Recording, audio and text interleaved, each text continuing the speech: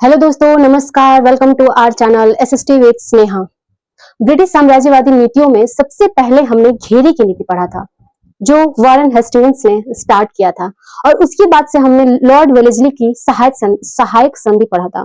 और अब हम पढ़ेंगे डलहौजी का डॉक्ट्रिन ऑफ लैप्स, अधिग्रहण की नीति, विलय की नीति, और इसी को हम कहते हैं हड़प की नीति, जो 1848 से स्टार्ट हुआ था और 1856 तक यह इसका इफेक्ट देखने को मिलता है। तो अधिग्रहण की नीति क्या होता है? अपने अधीन कर लेना। विलय की नीति अपने राज्य में या अपने शासन में उसको मिला लेना, और उसके बाद से हड़प की नीति किसी राज्य को बंदी बना लेना या फिर अपने अंडर उसको कर लेना, ये हड़प की नीति हुआ। तो आखिर ये विलय की नीति उस टाइम पे क्या थी, ये हम देखेंगे इस वीडियो में, और कौन कौन सी देसी रियासतों पे इसका इम्प्लीमेशन हुआ था ये देखेंगे। तो चलिए स्टार्ट करते हैं डलहौजी का अधिग्रहण की नीति, डॉक्ट्रिन ऑफ लैप्स। इस टाइम पे राज्यों की 3 श्रेणियां थी। राज्यों की 3 श्रेणियां।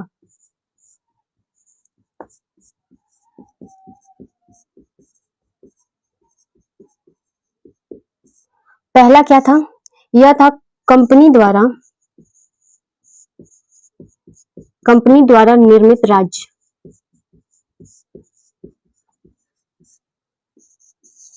सेकंड, कंपनी के अधीनस्थ राज्य।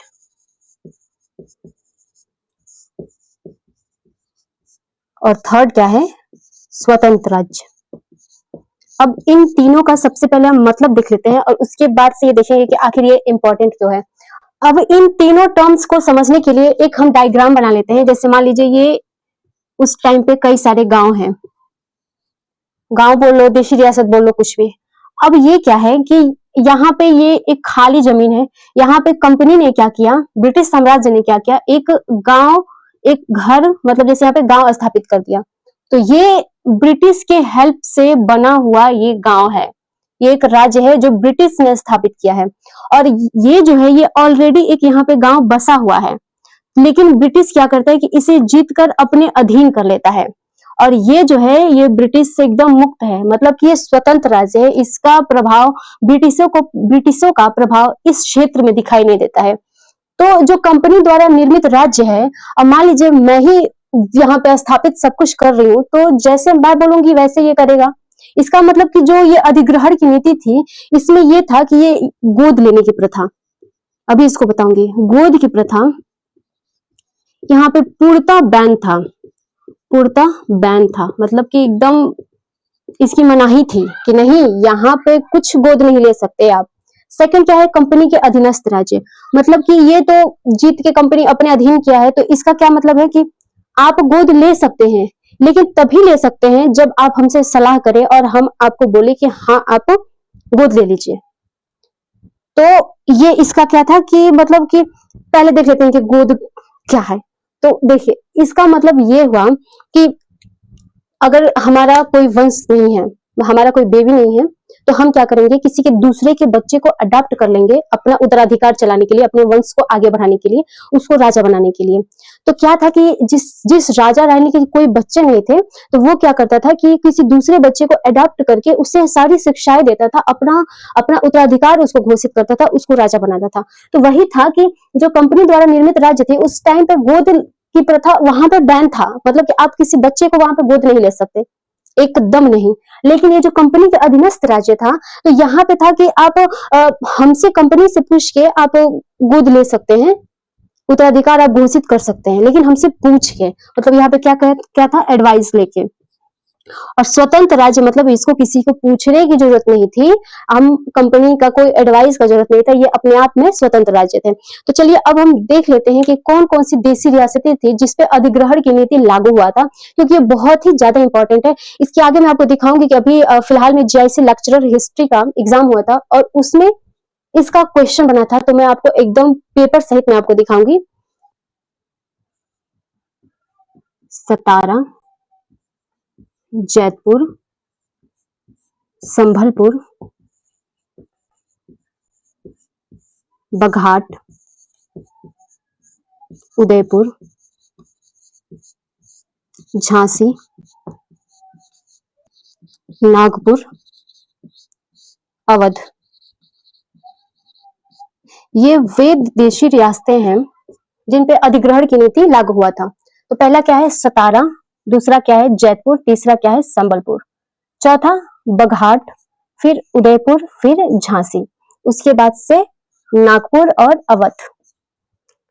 तो ये हमारा एक ट्रिक है, एक याद करने का तरीका है कि इसको हम एक एक पॉइंट इंग्लिश में लिख लेंगे। सतारा, जयपुर, संबलपुर, बघाट, उदयपुर, झांसी, नागपुर और अवध। SJSBUJNA। इसको हम 5 ही बार अगर हम बोलेंगे या फिर इसको 5 ही बार लिख लेंगे तो ये हमको याद हो जाएगा। S सतारा, J Jaipur, S Sambalpur, B से बघाट, U से उदयपुर, J से झांसी, N से नागपुर और A से अवध। अब इसका हम डेट देख लेते हैं, इसका ईयर देख लेते हैं कि कब कब इसको अधिग्रहण की नीति के तहत इसको विलय किया गया। तो सतारा को 1848 में। सबसे पहले एग्जाम में पूछेगा कि सबसे पहले विलय की नीति किस देशी रियासत पे इंप्लीमेंट किया गया था? तो कौन था? सतारा। सेकंड जयपुर 49, 1850, 1852, 1852, 53, ऐसे 53 है, 1854, 1856। अब देखिए जितना भी क्वेश्चन पूछेगा बस यही पूछेगा कि अधिग्रहण की नीति किसने स्टार्ट किया था? डलहौजी ने।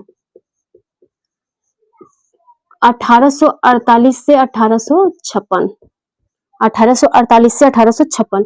एक ये पॉइंट और ट्रिक ये रहा हमारा SJSBUJNA।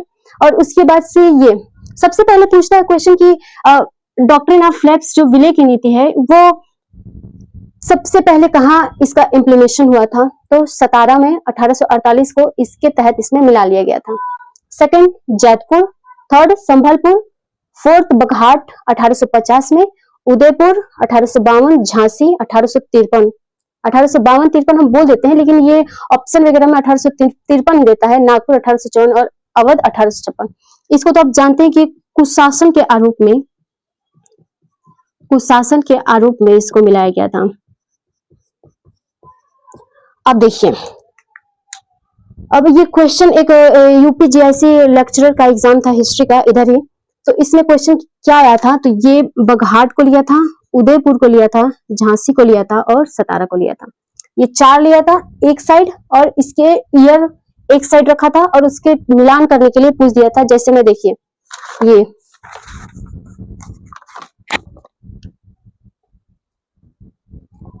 यहाँ पे क्वेश्चन पूछा है झांसी, उदयपुर, बघाट और सतारा। ये क्वेश्चन पूछा है आपका यूपीजीआईसी लेक्चर हिस्ट्री में। तो आप देख सकते हैं कि ये इतना ही टॉपिक कितना इंपॉर्टेंट है। तो आप इसको याद करिएगा। और एक इंपॉर्टेंट पॉइंट है जो पूछता है कि जब विलय हुआ था उस टाइम पे ब्रिटिश रेजिमेंट कौन था? ब्रिटिश रेजिडेंट कौन था? जेम्स आउटरम था। उसके बाद से एक है कि गोद प्रथा निषेध कानून या सिद्धांत ये किस पे लागू हुआ था? तो केवल हिंदुओं पे लागू हुआ था, केवल हिंदुओं पर लागू हुआ था। तो विलय की नीति जो है इतना ही बस हमारे लिए इंपॉर्टेंट है जो एग्जाम में पूछता है। तो प्लीज इसको सीरियसली लीजिएगा। मैंने आपको क्वेश्चन पेपर भी दिखाया, अभी तो ये बस फिलहाल का जो क्वेश्चन पेपर था वो मैंने दिखाया, बाकी ये हर जगह एग्जाम में पूछता है। वनडे एग्जाम में भी ये पूछेगा अधिग्रहण की नीति किसने स्टार्ट किया था, कब स्टार्ट किया था, और इसमें से किसी को भी उठा के दे देगा और पूछ लेगा किस ईयर में हुआ था, या फिर सतारा कहाँ है। सतारा कहाँ है? महाराष्ट्र में है। तो चलिए ये भी हम देख लेते हैं कि ये सब जो सिटी है वो कहाँ है। जैसे आप झांसी तो जानते ही हैं कि यूपी में है, नागपुर को आपको पता ही है, अवध भी पता है कि ये यूपी का एक सिटी है। जैसे लखनऊ आज के वर्तमान समय में लखनऊ बोलते हैं। तो झांसी, नागपुर, अवध आप जानते हैं। उदयपुर है राजस्थान का उदयपुर। उसके बाद से बघाट हिमाचल प्रदेश, ये हिमाचल प्रदेश में है। सतारा महाराष्ट्र में है। जयपुर कहाँ है? जयपुर आपका, जयपुर संबलपुर तो ओडिशा में है, ओडिशा। और ये जयपुर एमपी में है, मध्य प्रदेश में है। उदयपुर आप जानते हैं, उदयपुर राजस्थान में है, झांसी यूपी, नागपुर महाराष्ट्र और अवध भी आपका यूपी में है, उत्तर प्रदेश में है। तो यही बस है जो एग्जाम में क्वेश्चन पूछता है, तो आप कृपया करके इसको याद कर लीजिएगा, रट लीजिएगा इसको, ठीक है। तो चलिए आज का जो वीडियो है यहीं पे समाप्त करते हैं, आज की क्लास यहीं पे समाप्त करते हैं। अगर आपको ये वीडियो अच्छा लगा हो तो प्लीज लाइक करिएगा, शेयर करिएगा और सब्सक्राइब करिएगा। तब तक के लिए धन्यवाद।